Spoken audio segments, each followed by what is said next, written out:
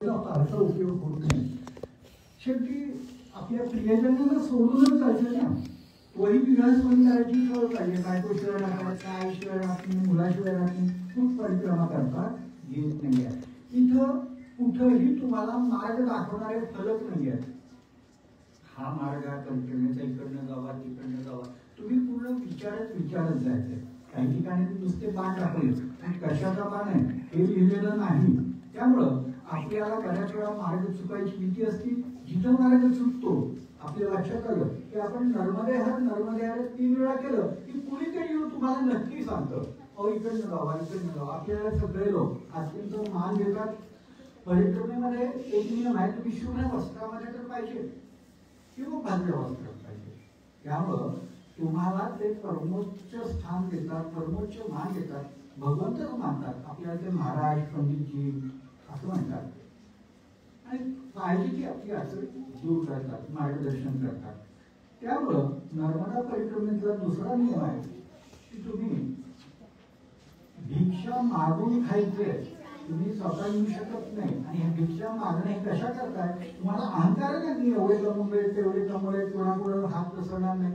ह्या सगळ्याचं निराकरण करण्याकरता तो नियम आहे, भिक्षा मागून खायचं. यामध्ये दुसरा एक असा विचार आहे की तुम्ही तयार न दिलं तर खाणार, शिधा दिल्यावर करून खाणार. जे लोक नवस बोलून काही जातात, काहीतरी मागतात देवाला, मुलगा झाल्यावर, घर झाल्यावर, तर त्यांना ते शिधा घेऊनच अन्न बनवायचं आणि खायचा नियम आहे.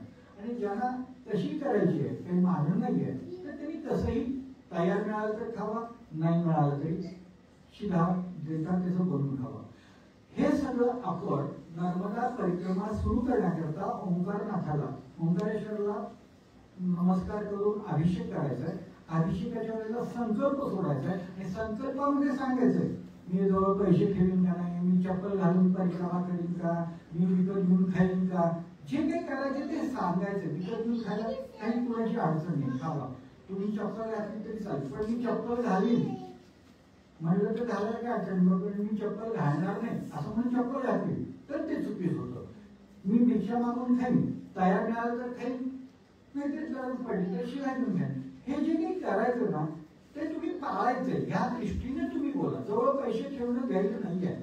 हे बँकेतला मी 10,000 बरोबर ठेवले, ते मला पैसे जवळ खिशात असलं सिक्युअर आहे असं वाटायचं. त्याचा उपयोग कुठेही माहित नाही, पण माझ्या खिशात पाहिजे. मी एवढाच विचार केला तर कुणी लुटले तरी बिघडणार काही फारसं नाही आहे.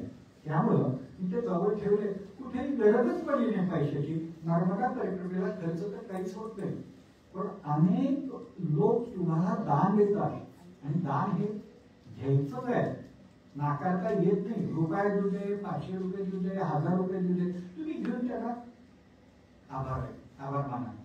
जर घेतलं नाही तर त्यांना मग नर्मदा परिक्रमा का करताय? आमचं दान घेणार नाही तर आमचा अपमान होतो, म्हणून दान घ्यायचं असतं. आणि तुम्हाला सांगतो 10-20 रुपये दानाचे जमतात आपल्याजवळ. आता आम्हाला त्याची गरजच नव्हती, म्हणून पुढच्या आश्रमात आम्ही ते दान पेटीत टाकून पुढे जायचो. असे ही नर्मदा परिक्रमा आहे. त्यात सगळ्यात महत्वाची आपल्या बायकोची परवानगी पाहिजे, त्याशिवाय करता येत नाही. डोक्यात रागा आलाय, त्रास आलाय, डायव्होर्स घ्यायची परिक्रमेला जातो असं म्हणून चालत नाही. तुम्ही बायकोला विचारायचं, तिथे परवानगी दिली तरच जायचं, नाहीतर जाता येत नाही. परिक्रमा करताना ओंकारेश्वर हे सगळ्यात योग्य ठिकाण आहे. तर शेवटचा परिक्रमा पूर्ण झाल्यावर परिक्रमा ही मोठी ओंकार मांधाताची करतात. ती तिथं दुसरीकडे गेलं तर परत तिथे गेलंच लागतं. ते असे तिथे चालू करा आणि तिथे चालू केल्यावर तुम्हाला तिथलं जे गोमुख आहे त्यातनं नर्मदेचं तीर्थ एका कुपीमध्ये घ्यायचं आणि ती कुपी जवळ आपल्या बाळगायची. आपण जेव्हा नर्मदेच्या किनाऱ्यापासून लांब जातो तेव्हा आपल्याजवळ नर्मदा आहे, ती नर्मदा समजून त्याची पूजा करायची, नर्मदा जलाची पूजा करायची. दिवसातनं सकाळी आणि संध्याकाळी 2 वेळा कमीत कमी आपण नर्मदेची आरती आपल्याला म्हणली ती म्हणून पूजा करायची असते. एकट्याने परिक्रमा करणं उत्तम आहे, कारण सोबत कोण असेल तर गप्पा होतात. तिघाच्या पेक्षा जास्ती असेल तर इतकी भांडणं होतात की ती माणसं एकमेकाची तोंड पुरण बघत नाही.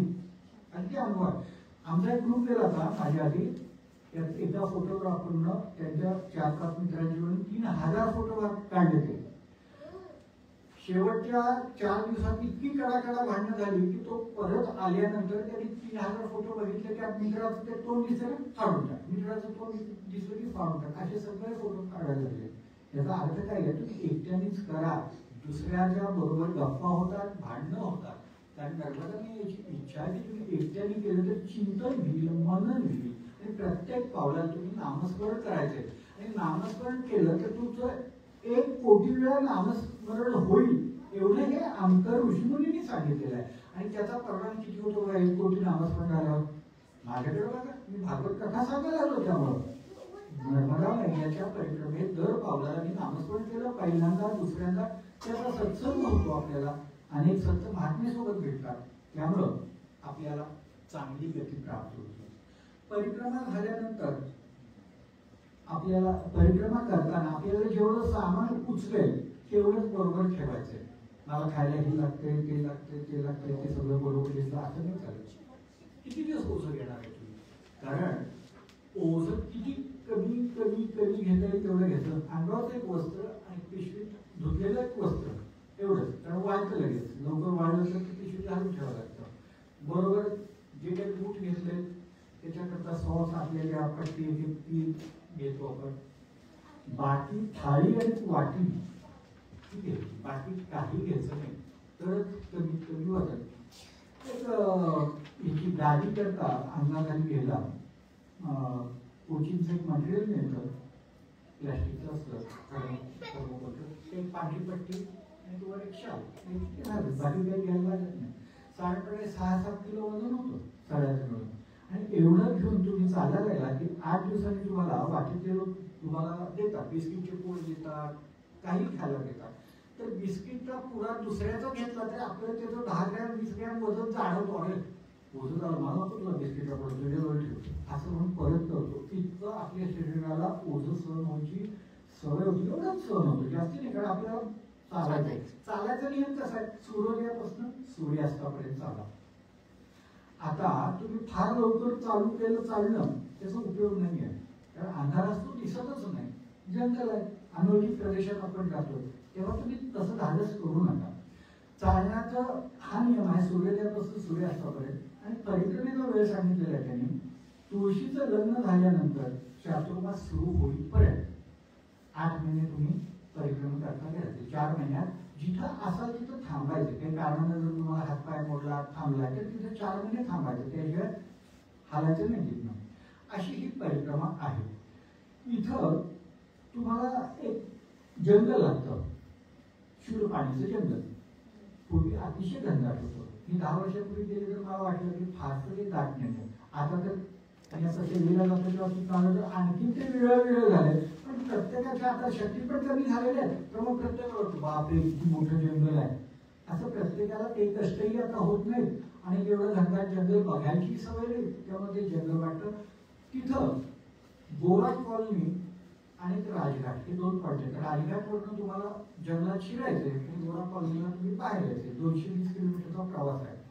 पण तिथं अशी परिस्थिती आहे, राजघाटला आपल्याला चरकात ऊस घातला की गोरा कॉलनीला बाहेर पडतो, चोईच्याहून पडतो. तसं आपल्या शरीरात होतो, खायला मिळत नाही, प्यायला मिळत नाही. अतिशय हावता दगड काटे कुठे इतके प्रचंड आहेत की त्या प्रवासात आपलं 5-10 किलो वजन नक्की कमी होतं 220 किलोमीटर मध्ये.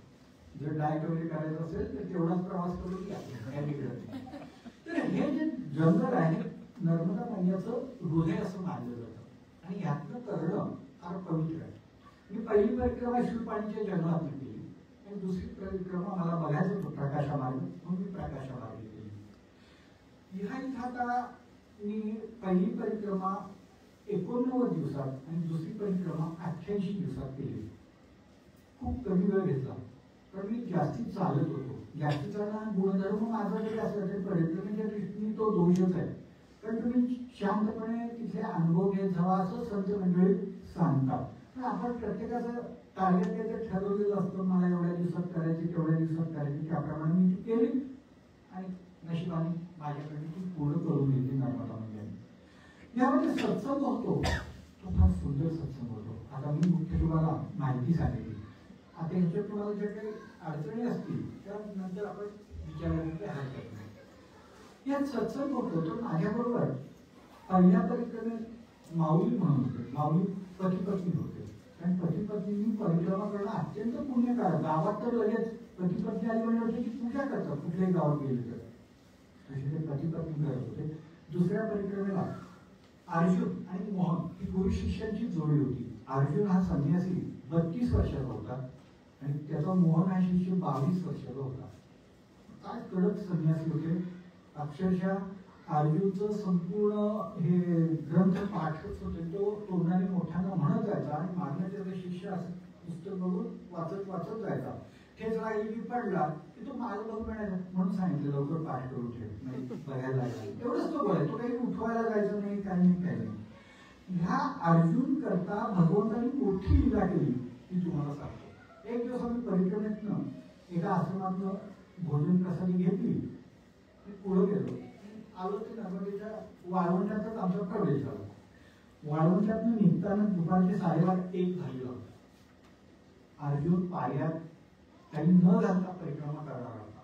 त्याचा जो बरोबर होता मोहन, तो मात्र पायात घातलेलं होतं आणि सगळे पायात घालून चालत होते. प्रचंड ऊन, वाळू तापलेली, अंगाची लाही लाही होत असताना उघड्या पायाने वाळवंटातून चालणं किती मुश्किल आहे विचार करा. आणि असा तो चालला, बघता बघता अर्धा तास तो चालला आणि नंतर मात्र त्याची कॅपॅसिटी संपली सहनशीलतेची. तो ओरडा लागला, मला आता सहन होत नाही, काय करू काय करू. अरे बापरे, माझे पाय भासतायत. बघतोय तर पायाला पळपळ मिळालेले, फोड आलेले, पण तरी तो चालत होता. मग त्या मोहननं जवळच्या कपड्याचे तुकडे करून त्याच्या पावला पुढे टाकायचे, त्यावर तो पाऊल ठेवून पुढे चालायचा. पण हेही फार वेळ चाललं नाही, कापडही ते गरम झालं. आम्ही म्हणलं, अर्जुन तुझ्या दोन्ही बाजूने आम्ही खांद्यात आमचा हात घालतो, तुला असं नेतो हळूहळू चल. त्याला तसं नाही लागतं, तेही सहन दिला. पाय उठलं टेकला की त्याला त्या इतक्या वेदना होत्या. त्याला म्हणजे मग आमचा एक बूट घाल, तू एक पाया चप्पल घालून दुसऱ्या पायाने तसं कर. खूप सांगितलं पण अडमुठे असत होतं. नाही, मला काय करायचं, मी अशीच करीन म्हणून सांगितलं. अतिशय वेदना होत्या. शेवटी सहन विना त्यांनी त्याची सॅक टाकली. तो पाठ करून सॅकवर पडला, हात पाय वर करून हे नर्मदे वाचव वाचव करायला लागला. आणि भोवताली जमलोय, काय करणार काय, कुठेही सावली नाही. अशी झुडपं बारकी असायची, त्याची 12-1 सावली किती उंच पडणार आहे लांब. त्याच्या खाली सायन्सचं उंच, पण तेवढ्याच आम्ही उभा राहायचो जरा वेळ. त्याला कुठेच आसरा नाही. आणि असं तो इतका केविलवाना रडायला लागला, आक्रोश करायला लागला. मोटरसायकल आली, गॉगल लावलेला आहे जुना बघला, काय वाचतो घे महाराज. गरम पायाला चटके लागतात, ते भयानक झालेला. पंडित जी आपको ऐसे किसने बोला, नंगे पाँव क्यों जा रहे, ऐसा नहीं करते परिक्रमा. मी नियम केलाय. शरीराला क्लेश घेऊन कुणी करायला सांगितले, नर्मदाबाईंनी सांगितले नाही, तुम्ही बूट घातलेच पाहिजे. तो नाही. आणि आता बूट पण नव्हते का, असे स्पेअरला घेऊन कोण जाणार आहे. त्यांनी जरी होय म्हटलं मी घाली, तर तिकडे आहे, तुम्हाला नाही इथंच थांबा, या झाडाखाली तुम्ही सगळ्यांनी थांबा, मी बूट घेऊन येतो. आणि त्या झाडाखाली आम्ही थांबलो. तो 15 मिनिटात मोटरसायकलवरून बुटाचे 5-6 जोड घेऊन आला. आम्हालाही दिले, त्यांनाही दिले, कुठला बसेल तो घाला. त्यांनी घेतला, घातला. त्यांना काही भोजन प्रसादी काही केले का, केले. त्यांनी मिठाई आणली, ते बॉक्स दिले प्रत्येकाला आणि म्हणले असं जाऊ नका, कधी काही लागलं तर फोन करा, नंबर दिला आणि तो गेलो.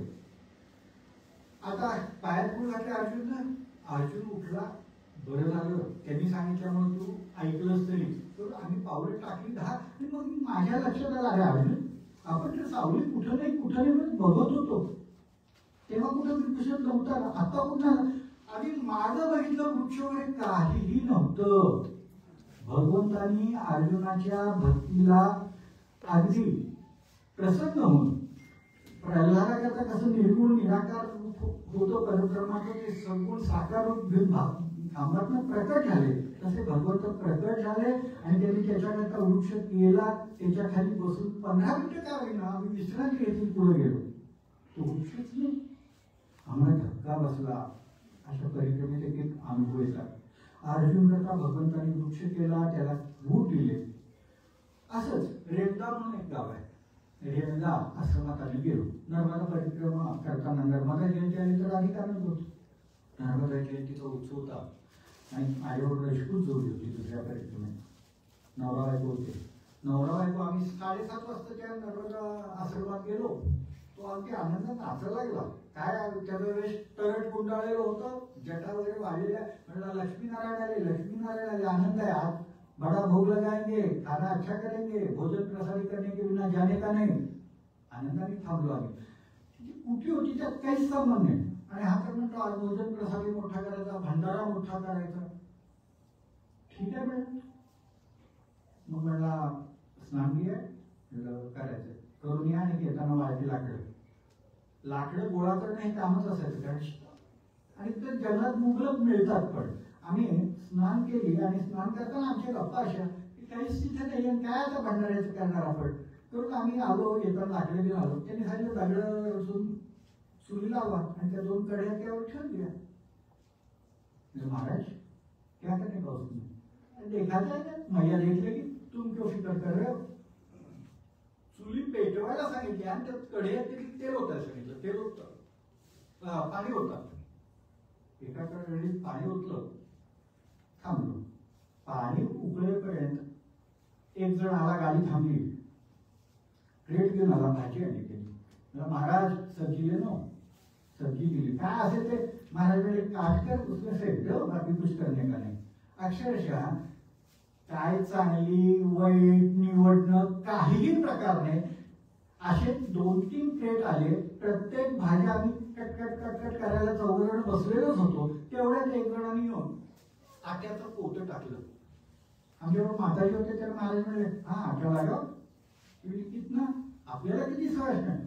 बोलला सर पोत्याच्या पोतं आटा लागायला कणिक मळा. पूर्ण पोत्याची कणिक मळायची म्हणजे तुम्ही मला नाही पुढे जमणार. हम है गव्हर्नमेंट.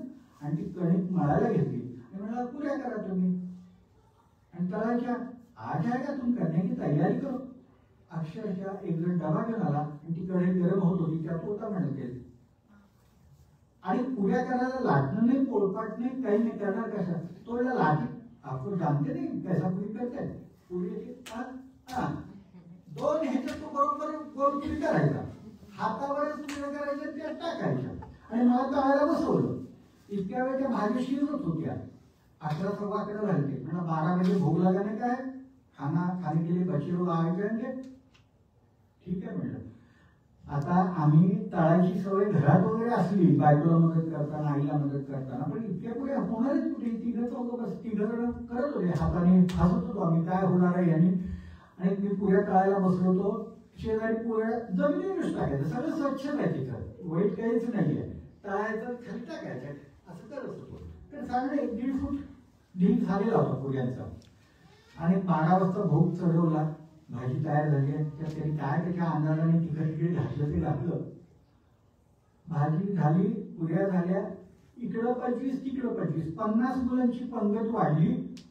मुलं तेवढ्यात जी आली ती त्यातल्या 4 मुलांनी पाट्या आणल्या. त्या पाट्यामध्ये पुऱ्या भरायच्या, एका पातेल्यात ती सब्जी घेऊन जायची, वाढायची. मुलं इतकी भुकेली किंवा तब्येतीने झाली, 10-10, 12-12, 15-15 पुऱ्या खात होती. मला प्रश्न पडला, मी तर ह्या स्पीडने काढतो, एवढी पोरं माझ्यात तर कसं होईल. बघता बघता 10 पंक्ती झाल्या. 500 जण जेवली. मी तळतोय तर म्हणलं महाराज और कितना लगेगा. नहीं अभी आपको खाने के लिए छुट्टी ले लो आम्ही. आम्हाला 4 बसवलं, नमस्कार करून त्यांनी दक्षिणा दिली. आणि बघतोय तर भाजीच्या पातेल्यातला भाजी कमी झाल्याचा जो असं गोल तो तेल खाली गेल्याचा जो थर असतो, जी फ्रेश असते ती 1 मिलीमीटर सुद्धा खाली गेलेलं नाही. मी जेवढ्या पुऱ्या केल्या तेवढ्या तो तसाच्या तसाच होता. मी बघत राहिलो. त्यावर माझ्या शेजारी जे रजपूत होते ते माझ्यापेक्षा भाडून होते. अरे आपल्याला काही विचारू नको, नर्मदा मैया किंवा अन्नपूर्णा प्रसन्न आहे, त्याचा हा परिणाम आहे. 500 मुलं कधी जेवतील आणि आपण एवढा स्वयंपाक करू, कधी शक्य नाही आहे. नर्मदा मैया आणि अन्नपूर्णा प्रसन्न असल्यावर अशक्य ते काय आहे. महाराजांचं आपण म्हणतो नाही, अशक्य ते शक्य करून दाखवतात. अक्षरशः अन्नपूर्णा प्रसन्न असल्यावर काहीही अवघड नाही. 500 मुलं जेवून गेली. आणि मग आम्हाला विदाई करताना मला म्हणलं ऊपर का गोणी निकालो, गोणी पोते हे होतं तरड गुंडाळी होती ती काळी अशी ओढली, पैसेच पैसे होते, 10, 20, 50, 100च्या नोट्या होत्या. म्हणला कितनी परेशानी है, 300 रुपये लेके आया था, अभी कितना हो गया, बढ़ते ही जा रहे, 10 साल हो गए, बढ़ता ही है. त्यांनी आम्हाला दक्षिणा दिली, नमस्कार करून आम्हाला सोडलं. असे अनेक प्रसंग येतात. आपण घरात एवढंसं काही 2 पाहुणे यायचं म्हटल्यावर किती सिरियस होतो, कसं काय यांना काय द्यायचं काय नाही, अतिशय आपण मीर माइंडेड होत चाललोय. हृदय मोठं ठेवा, सगळं काही पुरतं आणि भगवंतावर विश्वास ठेवा. महाराज आपल्या पाठीशी असल्यावर काहीही कमी पडणार नाही आणि कुणालाही उपाशी ठेवणार नाही. भगवंताचा संकल्प आहे, सगळ्यांच्या मुखात अन्न गेल्याशिवाय ते जेवत नाहीत. तसंच होतं, हे भागवतातलं वाक्य आहे आणि ह्याची अनुभूती मला पठाराच्या हनुमान मंदिरात आली. आम्ही चालत होतो, सकाळी उठल्यानंतर चालायला लागलं आणि 5:30ला चालायला लागलो. 5:30 ते 7:30 6 किलोमीटर वेगानं 2 तासात 12 किलोमीटर जायचो, थांबायचो. 7:30 ते 8:30 पावणे 9 पर्यंत काय मिळेल ते खाणं पिणं, स्नान करणं, पूजा करणं आणि पुन्हा चालणं. 9ला चालू तर 11पर्यंत 10 किलोमीटर, म्हणजे जेवायच्या आधी आमचं 22 किलोमीटर चालणं व्हायचं. चौघजण होतो आम्ही. त्यानंतर 2-2.5 तास जायचे, 1-1:30ला चालू करायचं परत चालायला. हात असे धुतले ना की चालायला लागायचं, कारण पडलं हात धुतल्यावर की झोपच लागणार आहे. दमलेलं शरीर एवढं असायचं की झोपायचं. मग ते हात धुतलं की लगेच चालायला लागायचं उन्हात, आणि उन्हात जर जाता जाता 2 तास चालून परत थांबायचं, डोका काढायचा, असे पुढे बोलतात सूर्यास्तापर्यंत जायचं. असं 40 किलोमीटर अगदी काही अडचण नाही येतात चालून होतं, एवढी खात्री आहे. असं पठाराच्या रोडनं चाललेलो होतो. रोड म्हणजे त्या मार्गावर नर्मदा तीरावरून जातोय, खडक वाळू दगड धोंडे सगळे त्याच्यावर जातो. काही खायचं प्यायचं काही नाव नाही. 7:30ला थांबून काहीतरी चहा पाणी दिला, काय दिला, माणसंच नाही तिथं देणार आहेत कोण, कोणीच बोलवलं नाही. नर्मदे हर नाही, काही नाही.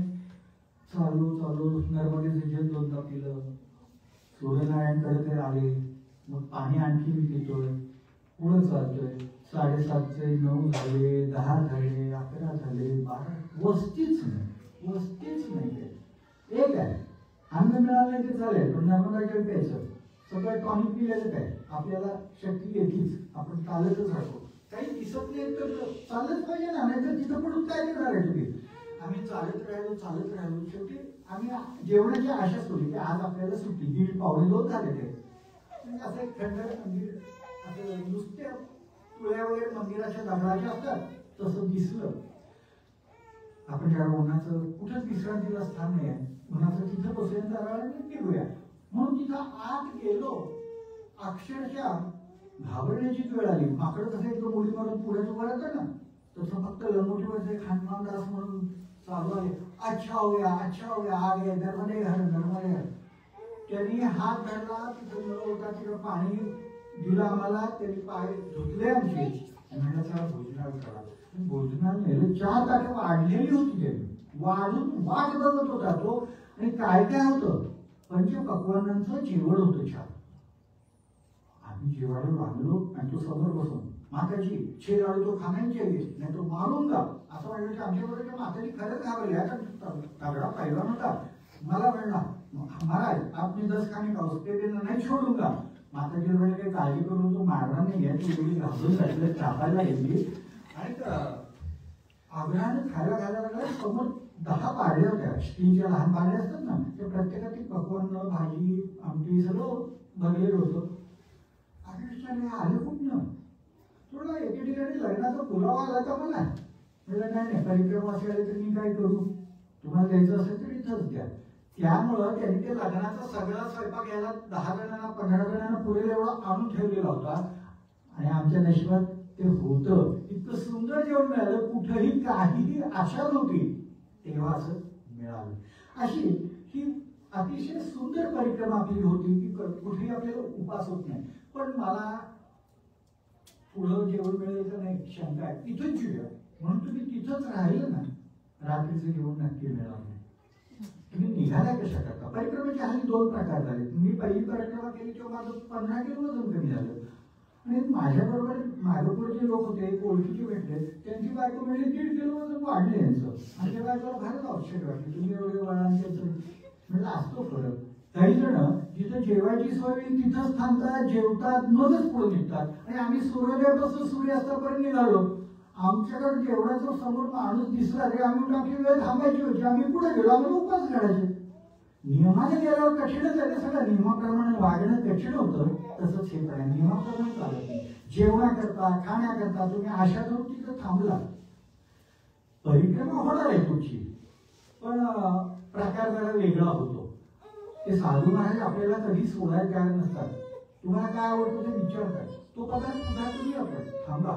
अतिशय थांबायचा आग्रह करतात. इतका आग्रह करतात आपण कधीच पाहुण्यांना सुद्धा, सख्या आई वडिलांना सुद्धा आग्रह करणार नाही. एवढे तुम्हाला त्या आग्रहानं थांबायला होतात.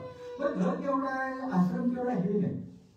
मी तुम्हाला किस्सा सांगतो. 3 BHK 4 BHK मध्ये राहिलो तरी आम्हाला असं वाटतं 2 पाहुणे कुठं राहतील आले तर. माझी काका विचार पाहुण्याला कुठं झोपणार, तू काळजी करू नका, आम्ही बघतो ना. असं माऊलीच्या बरोबर जबलपूरच्या अलीकडे रस्त्यावर जाताना अतिशय कृष्ण माणूस, नर्मदे आहे बाबाजी, आम्हाला घरी करून आला. त्याच्या मागोमाग गेलो, अंगणात बसवलो. त्याची अंगण फार सारवलेली वगैरे फार सुंदर असतात. अंगणात बसवलो, चाय वगैरे म्हणजे चालेल. काळा चहा असतो तिथे, काळा चहा पिला आणि गप्पा मारायला लागला. कुठली भाजी आवडेल विचारलं. ज्योतिष बनायचं चले महाराज. आणि त्यांनी जेवण बनवायला आज सुरुवात केली. बायकोने स्वागत केलं. गोड बोलण्याला फार महत्व आहे. अहो गोड बोललं तरी आम्हाला पुष्कळ आता काहीतरी मिळणार आहे, थोडं मिळेल पण मिळणार ही तरी खात्री करायची. त्या बाईने आम्हाला अतिशय सुस्मित वदनानं चहा दिला. महाराज थोडी दे, 15-20 मिनिट मी तयार करतो. त्यानं भोजन तयार केलं आणि अंगणात जेवलो. आता रात्री झोपायची वेळ झाली, गप्पा मारल्या. आम्हाला उद्या ती झोपायची सवय, कारण सकाळी लवकर उठून निघायचं. खोलीत त्याच्या गेलो झोपडी. त्याच्या झोपडीमध्ये त्यांना एक मोठी बॅग, मोठी ट्रंक असते. आता तुमचं डबल टेबल होतं ना, अशी मोठी ट्रंक असते. सगळ्या मध्य प्रदेशमध्ये सगळी तशी सवय आहे की ते ट्रंकला कुलूप लावून सगळे इस्टेक्टात ठेवतात. काय त्यांना प्रत्येकाला मौल्यवान वाटेल ते. ती ट्रंक मध्ये पलीकडचा भाग स्वयंपाकघर, अलीकडचा भाग हॉल असा होता. ते म्हणले इथं सोय, इथं सोय का?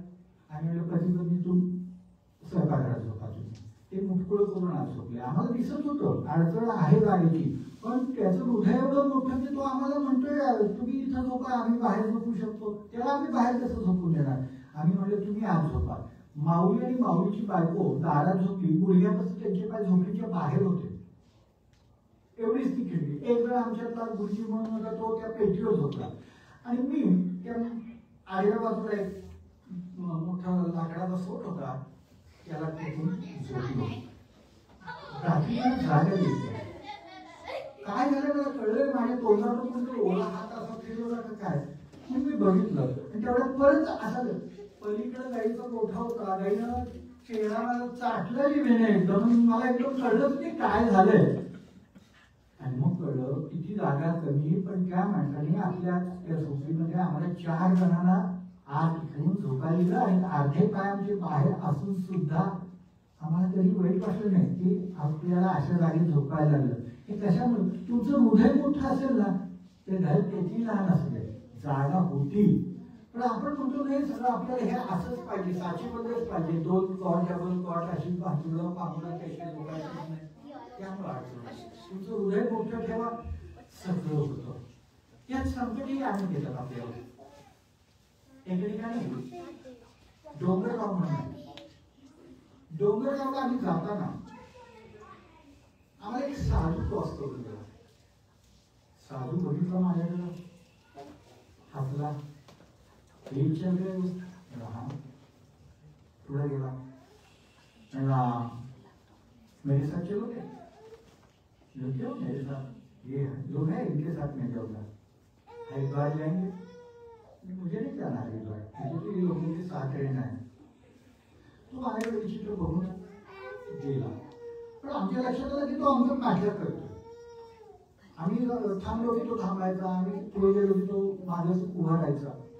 असं त्यांनी केलं आणि आम्हाला त्याला चुकवायचं म्हणून डोंगरगावला वेशीतनं आत शिरल्यावर वर डोंगरावर घर आहे, त्यावर आम्ही वर गेलो आणि हा मागणं आला त्याला काही कळेना, आम्ही सरळ गेलो का वाकडे गेलो त्याला एकदम कळेना. आणि त्यावेळेला एक मोटरसायकल आला, तो म्हणला मंदिर काय आहे का, परिक्रमावासी मंदिरात जातात. तो म्हणला अंदर आहे, मैं पीछे बैठा मुझे उधर छोड़ो. तो त्या मोटरसायकलवर बसून गेला आत गावात. एक आहे की एकदा तिथं असं लावलं की उठायचं नाहीये, त्यामुळे तो गेला की आता आमचा पाठलाग संपला असं वाटतं. आम्ही वरच थांबलो, आम्ही वरनं बघत होतो. चालणारा साधू परिक्रमा करताना मोटरसायकलवरनं गेला हे चुकीचं आहे, त्यांनी केलं. मजा म्हणजे दुसऱ्या दिवशी तो माझ्याबरोबर जरा चालला, आपको मेरे साथ आना है, आपको आना ही पड़ेगा. नहीं, मेरे साथ ये लोग हैं, इनके साथ मैं चलूंगा. छोड़ दे उनको, आप मेरे साथ चलो, उधर अच्छा आश्रम है. मी म्हणलं मला जायचं नाहीये, मी येणार नाहीये. आणि तो असा बोलता बोलता मला वाटलं की तो माझ्यावर वॉशिंग करायला लागला. तर मी म्हणलं थांब जरा, तर मी मागं बघून हात मारले, माऊली इकडे या. माऊली म्हणजे संत सज्जनांना माऊली म्हणतात, तसं माझ्यावर माऊली त्याची बायको होती. माऊली कुठे आहे बघतो, तर माऊली वगैरे कोण नाही. तो असं म्हणलं आपको छोड़ गए. बापरे, असं मागं पुढं होतो, कारण आम्ही वेगाने जाताना एक दोन किलोमीटरचे अंतर पडेल तर 15-20 मिनिट, अर्धा तास, 1 तास पण भेटतात. मी म्हणलं मी थांबतो. तो रुकने से क्या फायदा, चलते रहो. आणि चालता चालता तो म्हणला अभी तो कोई नहीं आएगा, हम हरिद्वार जाएंगे. हरिद्वार क्या लगा. आणि मला त्याची बॉसिंग म्हणजे तो आरेदारीचा बोलायला गेला, मी सावध झालो होतो. मला लक्षात आलं की मी मागं बघतोय सारखा, मला कोण दिसत नाहीये, हा तर माझ्याकडे सारखा डोळे रोखून बघतोय आणि मला ऑर्डर देतोय.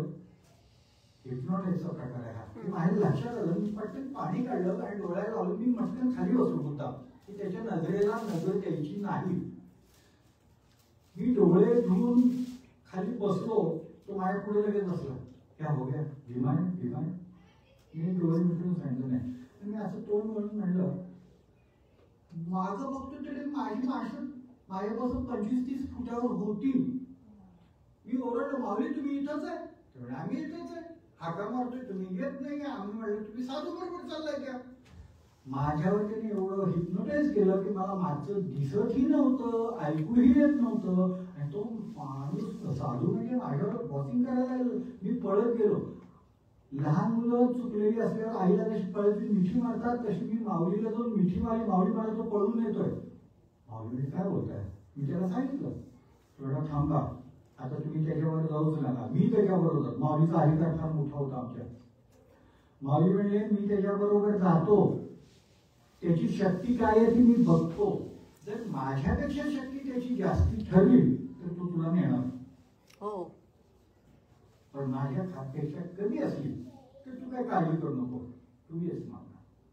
ठीक आहे मॅडम. माऊलीची बायको मी चालायला लागलो मागणं. माऊली त्याने म्हणे साधू महाराज चलो, उसका पाँव कुछ हो गया, आस्ते आस्ते चले. हम दोनों निघले. तो त्याच्याबरोबर नाही, हम दोनों निघले. ते आमच्या पुढे गेले. आम्ही मुद्दामच हळूहळू. माऊली संध्याकाळी भेटून सांगितलं काही काळजी करू नको, त्याची ताकद मी ओळखली. फक्त कोणत्याही कारणाने त्याच्याशी वाद घालू नकोस. तो किती वाईट बोला ते प्रत्युत्तर देऊ नकोस. साधूला उलट बोललेलं चालत नाही. आणि ह्या साधूंनी इतकं पाठलाग केला आमचा मित्र. एके ठिकाणी आम्ही त्याला सोडलं तिथनं. जेव्हा हॉटेलमध्ये आम्ही चहा पीत होतो, ब्रभान घाटला हॉटेलला चक्रा वगैरे काय होती. आणि तो साधू असा बघत बघत आले दिसला. माऊली म्हणजे आहे तो आला खाली बस. आम्ही काउंटर खाली लपलो, अक्षरशः लपलो. परत त्याच्या दृष्टीला पडलो. काय केलं तर कशाला त्रास. आम्ही लपलो, तो पुढे गेला. अशीही लोक भेटणारे आहेत. काही इलाज नसतो. भगवे कपडे घातले त्याचा अर्थ ते फार चांगले आहेत असं नाही. स्वभाव बदलत नाही. वैराग्य आलेला असेल त्यांना, पण स्वभाव बदलत नाही. असे नाखूनवाले बाबा म्हणून भेटले. आम्ही गेलो आसमान, किसका आहे नाखूनवाले बाबा. अच्छा ठीक आहे. आम्ही आज गेलो. एक महाराज बसलेले होते खुर्चीवर मध्ये. त्याच्यावरती 25 जण माणसं बसलेली होती. सगळे हुक्काबाजी करण्यात गर्व होते. तिकडे गांजा पिणं हे अगदी कॉमन आहे बरं का. गांजा पिल्याशिवाय साधू म्हणतच नाहीत असं त्यांना वाटतं, म्हणून ते सगळेजण पितात. आणि आम्ही गेल्यावर म्हणलं नर्मदे हर महाराज, नर्मदे हर. आश्रमात जाताना आणि येताना दोन्ही वेळा त्याची परवानगी असल्याशिवाय काही करता येत नाही. नर्मदे हर आसन झालं का, सकाळची वेळ होती, तेव्हा आम्हाला फक्त भोजन प्रसादी वगैरे असंच काहीतरी पाहिजे. तुम्ही नंतर जाणार होतो. थोडा स्नान किया, भोजन पान है, स्नान करके और फिर केलंय. दोबारा के तो कुछ होता है. 1.5 किलोमीटरवर नर्मदा माई होत्या. आम्ही चौघांनी आपले कपडे घेतले, तिथं आंघोळी करून आलो. 11:30 तिथं आलो. भोजनाला त्यांनी सत्रेंनी टाकली ती पेटी, थाळी पुढे आमची आपापली थाळी घ्यायची असती, घेऊन बसलो. श्रीराम जय राम जय जय राम म्हणून बसायचो वारीकडे. 11:30 आम्ही बसलो. 12:30 वाजले. श्रीराम जय राम जय जय राम चालले आमचं. शेवटी टाळ्या वाजवायचं बंद झालं. 4पैकी 3 जण म्हणायचेही बंद झाले. शक्ती संपत आली आमची. 12:30 1 वाजला, 1:30 वाजला, 2 वाजले, वाढायचं चिन्हच नाही. शेवटी 2:30 वाजता माऊली आमची उठली. म्हणजे जशी नमस्कार करायचा, तेव्हा काही बोलायचं नाही, नमस्कार करायचा, निघायचं. आम्ही म्हणलं महाराज आम्ही करतो, धन्यवाद. खाना खाने जाने वाले ना, दिया तो खाएंगे, नहीं तो क्या खाएंगे, जल्दी है. महाराज 4 घंटे बैठे, तो भी कुछ नहीं दिया. तो हमने सोचा नहीं इसलिए जा, नहीं खाने के बिना जाने के नहीं, बैठो बैठो. इतकं उरावर बसून त्याने आमच्या तोंडात 2 घास घालायला लावले. त्याला वाटलं की आपण यांना उपाशी पाठवलं तर आपल्याला पाप लागेल, म्हणजे आम्हाला खायला घातलं. आम्हाला भूक नव्हती. आमच्या पोटात उंदीर पळत होते, कुरतडत होते. शेवटी उंदीर पण दबले, आम्ही पण दबलो. शेवटी पाणी पिऊन निघालो होतो. पण संयम किती दाखवायचा, यानं बोलायचं नाही. पण काय करणार, काय त्यांच्या राज्यात आपण गेल्यावर काही करू शकत नाही. कवाटचा एक आश्रम लागतो. कवाटच्या आश्रमात गेलो. आम्ही दोघंच होतो. अत्यंत उत्तम रीतीने बांधलेला आश्रम आहे. रस्त्याकडेला कोण पूर्ण मोकळं, आतल्या बाजूला तासा खोले. महाराज असं लगाने काय, रात्री येतो संध्याकाळी. वो कोणी नाही लगा, कोणी म्हणजे उघड्यावरच. पाऊस पडतच होता, थंडी तर होतीच. महाराजांमुळे महाराज अंदर आश्रम मिलेगा तो निकल जाओ यहाँ से, निकल जाओ. खोल्यांची दारं उघडी होती, मोकळ्या होत्या. आत शेकडो गाद्या आणि रजया होत्या पांघरुण्याला. बाहेर झोपायचं तर आम्हाला एक रजई द्या म्हणलं, देणार नाही म्हणून सांगितलं. आता काय करणार, आम्ही कुडकुडत बाहेर कसं तरी काढलं. पण शेवटी संताप असा झाला. तरी टीव्ही मोठा लावला होता आणि अखंड गांजा ओढून खोकला त्याचा खांब खांब खोकायचा. आम्हाला झोपच लागेना. 3:30 वाजता आम्ही त्याला नमस्कार केला आणि बाहेर जाऊन 15-20 पावलं चाललो आणि तिथं दगडावर बसून राहिलो की सूर्योदय झाल्यावर जरा चालायला लागलो. तिथं बसणं अशक्य झालं. निगेटिव्ह व्ह्यूज जे येतात ना त्याच्यावर संताप आमचा होतो, उपयोगच काही नव्हता ना. आम्ही त्याला काही करणार नाही काय, मग तिथं कशा थांबायचं, त्याच्यापेक्षा बाहेर पडलो. बाहेर पडलो तिथनं, सूर्योदयाला निघालो. असे साधू भेटतात, त्याला काही इलाज नसतो. आणि घरामध्ये आम्हाला शिधा मागे लागतो, कारण प्रत्येक ठिकाणी आश्रमाला अशातला भाग नाही. एका बाईकडं जंगलात शिधा मागितला, तयार भोजन चले का, अरे वा छानच की, बैठले आणि बसलो. 1 तास गेला, 2 तास गेला. शेवटी म्हणून माताजी तिने हा म्हणजे वकील नाही गेला. तिने 2 सुपातनं धान्य दिला, म्हणजे काय आपापलं खावं. आता 2 तासांनी 2.5 तासांनी आम्हाला द्या म्हणजे आमचा पुढचा दिवसच सगळा वाया जातो. करणार काय. क्योंकि माझं बाल रडत होतं. आप ऐसी बोली इसलिए हम रुके थे. नाही बराबर आहे, लेकिन मेरा बेटा रो रहा है तो मैं क्या करू. बरोबर, म्हणजे आमच्याच मुखात जर अन्न जायचं असेल तर तू दिल्यास तेही खायची आम्हाला हे नाही आहे, असं उपास करतो. त्यावेळेला पाणी प्यायचं, शांत डोकं ठेवायचं, बाकी काही उपयोग नाही. ब्राह्मण गावला जी नदी आहे, ती बुडणेर नदी आहे, ती क्रॉस करून जायची आहे. बुडणेर नदीतनं जाताना आणि किती खोल आहे तळ्याशिवाय पाऊल टाकून चालत नाही. आमची बुडणेर नदी अशी आडवी आणि इकडनं नर्मदा मैया वाहते म्हणजे 100 फुटावर. बुडणेर नदी क्रॉस करायला काही जागा दिसेना आणि कोण विचारायला दिसेना. तिथं थांबून जोरात नर्मदेहार केल्यावर 2 गुराखी केले. गुराखी म्हणजे पाहतात ना चेली खातो आणि त्यांनी त्याच्यात दाखवला. त्यांच्या मागनं अर्जुन, मोहन अर्जुन आणि त्याच्या मागनं मी असे निघाले. छान तिथे चाललं, अतिशय पाण्याला वेग आहे. सांभाळत सांभाळत चाललोय. एके ठिकाणी पायाखालचा दगड फिरला. मी एकदम धाडकन पाण्यात पडलो. बाप रे, इतक्या जोरात पडलो की मला काही बोलायला दिसायलाही वाव नाही. म्हणजे गेला आता माझ्या डोळ्यापुढे बायको आली, पोरगा आला, आता काय करणार असं हे पडत गेलोच मी.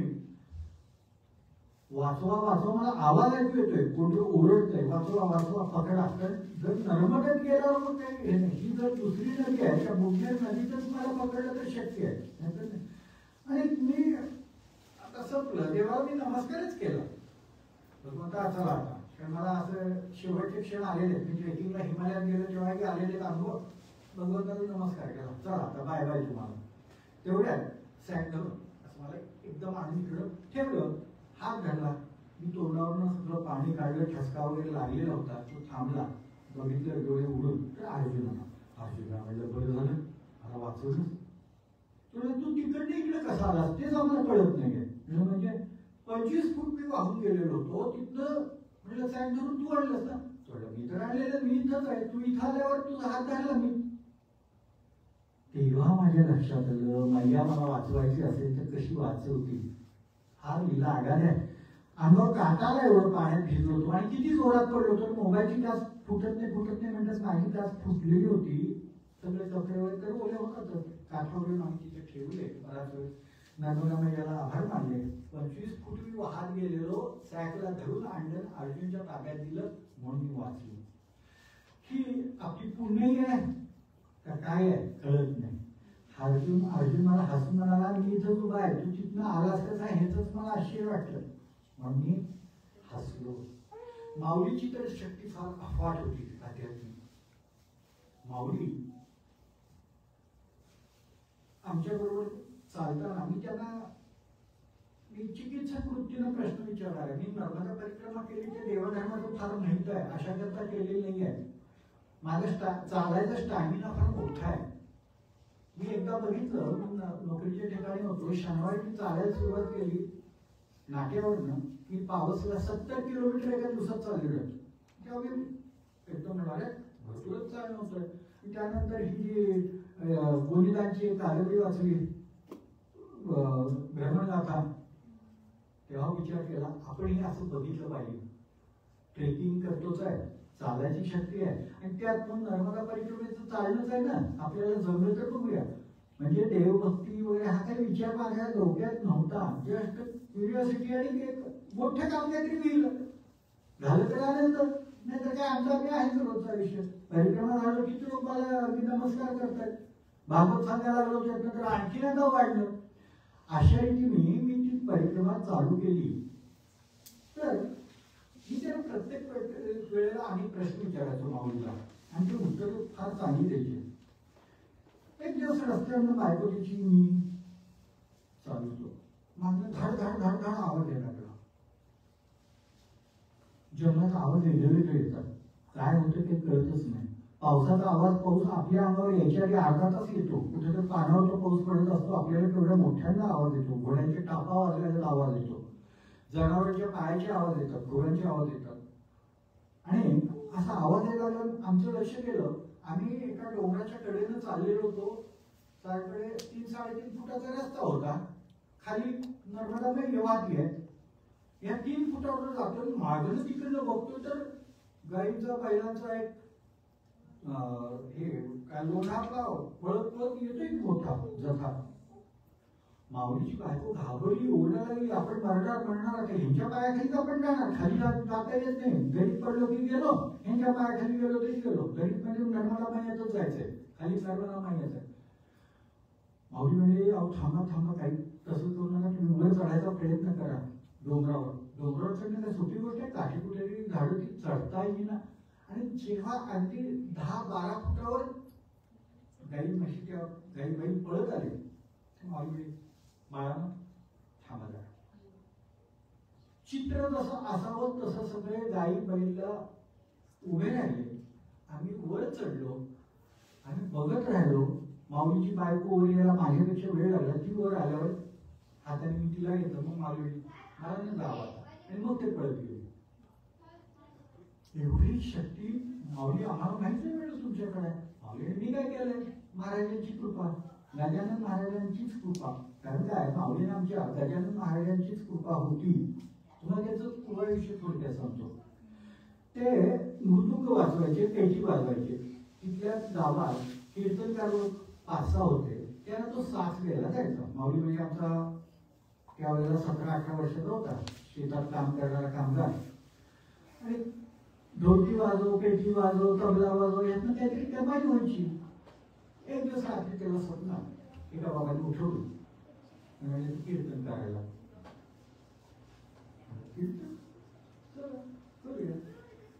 तो आला, त्या कीर्तनकारांना सांगितलं रात्री मला स्वप्न असं पडलं, कीर्तन कर म्हणून सांगितलं. चांगलं आहे. आणि त्यांनी चेष्टा करायला त्याला कीर्तनकाराकडे घातला आणि म्हणजे कर कीर्तन. बरं हा गाणं वाजवतच होता ते पहिलं गाणं म्हणलं, पण कथा वगैरे काही सांगायला येईलच ना, आणि काही सांगायला येईल म्हणजे लढायला जातो. मग सगळ्यांनी चेष्टा केली. चेष्टा करायला फार पुढे असतात, खूप चेष्टा केली. काय ते स्वप्नात आले की लगेच स्त्री करायला लागला. मग माऊली रडत आला घरी. काय म्हणलं आपण प्रयत्न केला, काय स्वप्न पडलं, जाऊ द्या काय विसरून जायचं. 2 दिवसांनी परत स्वप्नातले त्या बाबांनी उठवलं, कीर्तन केलं का नाही? काय कीर्तन करताय? येत काही नाही आणि काय करू? काही आलं तुला कीर्तन करायला? अहो काय ग्रंथ पाठ आहेत, काय स्तोत्र पाठ आहेत, का काय गाणी पाठ आहेत, असं आहे काय? असा हात ठेवला डोक्यावर. तुम्हाला सीडीमधनं ह्या सीडीमधनं त्या सीडीमध्ये जसं सगळा डाटा ट्रान्सफर होतो, तसं माऊलीला दुसऱ्या दिवशी पूर्ण ज्ञानेश्वरी, गाथा, भागवत पाठ झालं. त्यांनी कीर्तनकारांच्याकडे जाऊन उत्तम कीर्तन केलं. आणि मग कीर्तनकार म्हणजे चला आमच्याकडे या, तुम्हाला चहा देतो, आमच्याकडे तयार झाला. आणि तिथं हा बाबा माझ्या स्वप्नात आला. गजानन महाराज होते. गजानन महाराजांची ही कृपा, माऊलीचं त्यामुळं गजानन महाराजांचं नाव घेतल्याशिवाय दिवस चालू करायचे नाही, आणि त्यांचीच कृपा आपल्यावर आहे. माऊलीची शक्ती अशी होती, रामपूरला एका मंदिरात पुढं मोठा असा रस्त्यापासून 5 फूट चौथरा, त्याच्यावर देऊळ, त्याला गिरीचा दरवाजा. आम्ही गिरीच्या दरवाज्यात आत गेलो तर आमच्या मागं 6 दिवस एक कुत्री येत होता. त्या कुत्र्याला आत येऊन दिलं नाही त्या लोकांनी. थोडी कुत्रं आत गेली मंदिरात. कुत्र्याला बाहेर ठेवलं. गावातली 50 लोक त्या कुत्र्याला मारायला यायची. प्रचंड काय सगळी कुत्री भोगते, ठेके शेपूर घालून आमच्याकडेच येते कुत्रं. इतक्या वेळ तो कारभार चालला होता. ते लोक म्हणजे तुम्ही जागा येत ना की कुत्री सगळे घ्यायला सोडणार नाही का? माऊली ठीक आहे बघतो काय ते. माऊलीने तोंडून घेतलं, असं गोल पाण्याचा काढला आणि आमच्याबरोबर कुत्र्याला सांगितलं घ्या तू पैसे, त्याच्या बाहेर सकाळ झाल्याशी मग आमच्याबरोबर सकाळी येतेस तू. आणि त्या कुत्रे भुंकत होती. त्यानं सांगितलं उद्या सकाळी यायला घेऊन जातो मी, आता आवाज बंद करा, गावातल्या लोकांना त्रास होतो. एकही कुत्र तिथे राहिलं नाही. हे कुत्र सकाळी आमच्याबरोबरच बाहेर त्यांना त्यातनं बाहेर पडलं, तोपर्यंत बाहेर पडलं नाही. माऊलीनं म्हणजे कसं काय आपली भाषा कळली हो, ह्यात काही माझं नाही आहे. आपल्या धोका आहे त्याला कळलं म्हणूनच ते राहिले. आपल्याची शक्ती कुणी असं सांगत नाही, जे खरे संत असतात ते. त्यामुळे माऊलीची शक्ती फार होती. तुम्हाला त्यांनी म्हटल्यात माहिती आहे का, सियाराम महाराजांचं नाव ऐकलं? मी जेव्हा सुरुवात केली परिक्रमेला तेव्हा 4थ्या दिवशी सियाराम महाराजांच्या तिथे गेलो. अत्यंत वृद्ध माणूस, संत, अशी वाकलेले, पूर्ण 90 डिग्रीमध्ये वाकलेले ते, काठकोण असतो तसं. सगळे लोक लांबणे बघत होते. ते उन्हाला ऊन घेत उभे होते. आम्ही आपले लांब नमस्कार करून उभे होतो हात जोडून. मला काय वाटलं कोण असतं, पटकन मी गेलो आणि त्याची त्याचे पाय शिकायला लागलो. खाल्लं पिंड्यापर्यंत चिपले, 2दा 3दा 4दा ते माझ्याकडे बघत होते. नंतर असं केलं, मी सोडले, ते पुढे चालायला लागले. बाकीचे लोक माझ्याकडे आले, म्हणजे तुमची ओळख आहे? नाही. तुम्हाला कसे काय ते पाय चिपकून दिले? मला तुम्ही अभी आप क्या परिक्रमा कर रहे हो? हाँ, अभी वापस जाओ, जो परिक्रमा का पुण्य मिलने वाला है वो इधर ही मिल गया ना आपको. परिक्रमाचं पुण्यच हे संत भेटल्यावर होत असेल, त्यांनी सेवा त्यांची झाल्यामुळं, तर म्हणलं मोठा योग. हे सियाराम महाराज परिक्रमा असे जे चालत येतात ते ना, मूग डाळ, तांदूळ, फरसाण, तुपाची एक डबी, वातीची एक डबी, काळेपेटी आणि उदबत्ती, अशा काहीतरी 8 वस्तू, प्रत्येकाला 8 पुढे देतात. जाणवायला त्यांच्या खिल्ली कपाट उघडतात, काढून देतात. आम्हाला दिलं. आता गेले कित्येक वर्ष, ते 50 वर्ष देत आहेत. त्या कपाटात अजून कुठे भरलेलं बघितलेलं नाहीये बरं का. अक्षय कपाट म्हणतात ना, तसं आहे ते. काय ते देत आहेत. तसंच त्यांना तुम्ही कितीही पैसे द्या, देणगी ₹1,00,000 दिले तर 9,99,990 रुपये परत देतात. कारण 10 रुपयेच द्यायची जास्तीत जास्त, हा त्यांचा नियम आहे. कितीही द्या, ते घेणारच नाही, ते 10 रुपयेच घेऊन परत देणार. अशी सियाराम महाराजांचं मला सेवा करायची संधी मिळाली.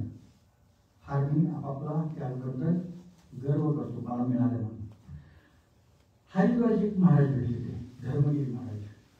वायुवेगाने चालायचे. वायुवेगाने म्हणजे किती, मी असं बघतोय त्यांच्याबरोबर, इकडनं इकडे किती गेले क्षितिजा पर्यंत, पुन्हा इकडनं वरून मान फिरवलं की दिसेनाशी. त्यांची आमची भेट झाली गोरा कॉलनीमध्ये. जंगलातनं बाहेर आलो, लोक दमलेली असतात, फार जखमी झालेले असतात. म्हणजे दगड सुद्धा काट्याला आहेत, ते काटे तर मोडतातच, पण दगडाच्या टोकावरून पायाची चिंध्या होतात. माझ्या मुलाने अतिशय उत्तम क्वालिटीचे शूज दिले ते मला परिक्रमेला घालताना, दुसऱ्या परिक्रमेला. पण पहिल्या परिक्रमेत माझे 6 बुटाची जोड बदलायला लागले. ते तळवे झिजून जातात, झिजून. म्हणजे मी दुसरे दिले भारी दुसऱ्या परिक्रमेला. अक्षरशः 12व्या दिवशी गेले ते बूट, त्याचा सोल निघाला. मग तिथं दुसरे घ्यायचे म्हणजे काय विकत नाही, तिथे ढीक पडलेले आहेत. हा कलरचा एक, हा कलरचा एक, लोकांनी टाकलेले असतात तेच, पण आपल्याला चालायचे, त्याच्याशिवाय चालता येणार नाहीये. एखादं दुकान लागलं कुठं तर तिथं मिळालं तर घ्यायचं, पण तोपर्यंत असंच भागवायला लागायचं. त्यामुळे सॉक्स कुठल्याही रंगाचे कुणाचे मिळाले, कोणी काही टाकलेले तरी चालायचं आम्हाला, काही त्यात आम्ही गैर मानायचो नाही. हे गोरापालीमध्ये आम्ही बसलो होतो. ह्यांचा झिप्पाळ 6.5-7 फूट उंचीचे दंडणे भरली वस्त्र. त्यावेळेला 2 जण आले की त्यांना जंगलामध्ये घ्याशी पाण्याची आज पूर्ण लुटलं होतं. वस्त्रच काढून घेतात, म्हणजे काय शोधाशोधी करायला लागत नाही, मारायला लागत नाही. वस्त्र काढून ठेवून जा पुढे. वस्त्राशिवाय कुठे लपवणार आहे काय तुम्ही? अशा रीतीने त्यांना पाठवलं, ते रडतच आले. आता अशा अवस्थेत यायचं म्हणजे अगोदर लाजेनच मरतात. मेलो मेलो मेलो, लुटलो लुटलो गेलो. त्यांनी इकडे हरिद्वारचे धर्मगिरी महाराज बोलवतात, म्हणजे बोला महाराज खाड़ को कांपड़ी पीड़ी करो, क्या लेके आया था, क्यों रो रहा है? लूट गया. अरे क्या लेके आया था, नंगा ही था ना, फिर अभी क्या मिलेगा इधर कपड़ा, रोता क्या तो? 3,000 रुपये गेले. 3,000 रुपये गेले. त्याने अशी मांडीवर थाप मारली. ये पाशी जेवण 6 वेळा माझी 6 मीटर दिले, 3,000 रुपये दिले. दुसऱ्या वेळेला माझे 2,000 गेले, त्याला 4 वेळा थाप. आम्ही बघतो तो आमच्या बरोबर काही दिवस राहिला, 4 दिवस राहिला तिथं. वाटेत दुकानदार बिस्किटच्या पुढे असेल तर तो मुलाला बोलायचं की जरा उन्हा गेलं, बिस्किट जितना आहे उन्हा लेके आओ. तो एकच पुढे घेणार आहे, बाकी मुलाला वाटत नाही. तुझ्याकडे ती सिद्धीच होती, 500चीच नोट काढायचं, तो बाकी जाण्याचं. आम्हाला एवढं आश्चर्य वाटलं, महाराज कैसा नाहीये भगवान क्या क्या देत आहे, पण आपल्याकरता तो कधी उपयोग करायचा नाही. त्याला कोण 10 रुपये दान देतात ना, तो म्हणतात क्यों देते, दान देते. दान किस लिए? चाय पानी करो. चाय पानी मेरा शरीर देखा, हाँ. अरे एक टाइम में 5 गिलास चाय पीता हूँ, इससे क्या होगा, ले जा. तू इतका तोडून बोलायचं माणसाला. लोक आपली एखाद्या 50 रुपये दिला भीक दे रहा है नहीं दान देते कैसे देते पता नहीं. तीरथ छोड़ो पानी छोड़ो नमस्कार करना. अरे बाप को करता है नहीं मुझे करो अभी नमस्कार कर. कुत्ते को फेंकता है वैसा फेंकते क्या. चल 50 रुपये पण नको तुझे मला हाकलून द्यायचा. प्रत्येक ठिकाणी असतो. एके ठिकाणी आम्ही जागा बघत होतो 7 दिवस उपाशी होता काही खाल्लेलं होतो. अगदी असं तळमळत होता. त्याला म्हटलं जरा कमी बोल आम्ही देतो तुला ते घे. तुम दोघे तू पुस्तक खाऊन बघ. एक फायदा चांगला होता. मी बँकेत रिकव्हरी ऑफिसर म्हणून काही दिवस काम केलं. त्यामुळे कुठेही गेलो तरी भिक्षा कशी मागायची आणि लोकांच्या खिशातून कसं काढायचं मला चांगलं मिळत होतं. मला भिक्षा मागायला लोक पाठवले का आमच्या ग्रुपमध्ये जोशी तू भिक्षा मागतो आणि तुला काहीतरी देतात आम्हाला देत नाही. आणि लोक दान देतात ना ते माझ्या तोंडाकडे बघून द्यायची जास्ती. ते म्हणाले तुम्हीच पुढे राहा म्हणजे जरा जास्ती मिळत आपल्याला. माझ्या ते 2 जरा गरजवंत होते त्यांना लागायचे. मी त्यांना सगळं द्यायचोय पण ह्या कामाला मागं नव्हता. तर मी एके ठिकाणी अशी भिक्षा मागून आणली त्यांना दिली. आता मी भिक्षा मागून आणेपर्यंत हे किती लांब पोहोचले असतील. तेव्हा मी ज्यावेळी मला देत होते ते म्हणले मी तुम्हाला जेवण वाटते बसा. माताजी जो तैयार है झट से दो उनके पीछे जाने का है हमको नहीं तो रास्ता भूल गए. तो तेजीने चालत हा. अमरकंटकच्या जंगलामधनं आम्हाला जायचं होतं. त्यावेळेला इकडं जी पानं पडतात त्याला कुठला सीझन म्हणतात सगळे पानझडीचा तो सीझन की रस्त्याला 1-1 फूट पानांचा थर होता. त्यामुळे पायवाट दिसत नाही रस्ता दिसत नाही काही दिसत नाही. हा त्यातनं ताड जायचा. कधी कुणाला विचारायचंच नाही इकडं फाटा फुटतोय का तिकडं फुटतोय कुठला रस्ता. आम्हाला प्रत्येक वेळेला अडचणीची हा रस्ता कुठं आहे हा रस्ता कुठं आहे हा काहीच विचारत नाही. आम्हाला इतकं आश्चर्य वाटलं. महाराज आप इधर आए थे पहिले असं बोलाय 10 वर्षापूर्वी आलो पण आम्ही सुद्धा तरी मागच्या वर्षी आलो तरी रस्ता आमच्या लक्षात राहत नाही तुमच्या लक्षात कसा राहतो. अरे पागल जैसे बात करता का. शंकराचार्य जी आचार्य जब आए कालजी से यहाँ तो उसको किसने रास्ता दिखाया था. किसने.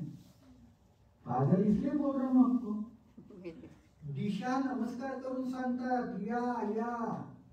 त्या महाराजांना तसे सांगत होते दिशा या म्हणून मी बरोबर जातोय म्हटले. अरे बापरे कधी कुठं चुकला नाही. 10 वर्षापूर्वी तो एका आश्रमात गेला होता. त्या आश्रमात तो आम्हाला घेऊन गेला. इतकं रिमोट प्लेस. तिथला जो जखड म्हातारा होता साधू त्याला अतिशय आनंद झाला. त्याने असंही केलं आम्हाला पाणी प्यायला दिलं. पाणी प्यायला दिलं आम्ही पिलं पाणी संपलं कमंडलीतलं आणि दोघांना पाहिलं पाहिजे ठेव जाता. अरे बापरे आता हा आणणार कुठं नर्मदेवर जाऊन जाणार. कारण असं पुढं 2 फलांवर नर्मदा खाली आहे हे कळत होतं. तो असा पुढं गेला आणि वरनं असं करून आणून दिलं आम्हाला पाणी. कमंडलू भरलेलं होतं. वर बसून तो असा करून आणलं आम्हाला पाणी दिलं बघून आम्हालाच कसं तर झालं. अरे बाप हे बोललं. आणि ह्या दोघांनी आज येऊन चर्चा केली आणि थोड्या वेळ कितनी सालों के बाद मिले बहुत अच्छा लगा. ह्या साधूंची काही कळतच नाही आपल्याला. इतकी शक्ती अफाट असते. कधीही त्यांना उलट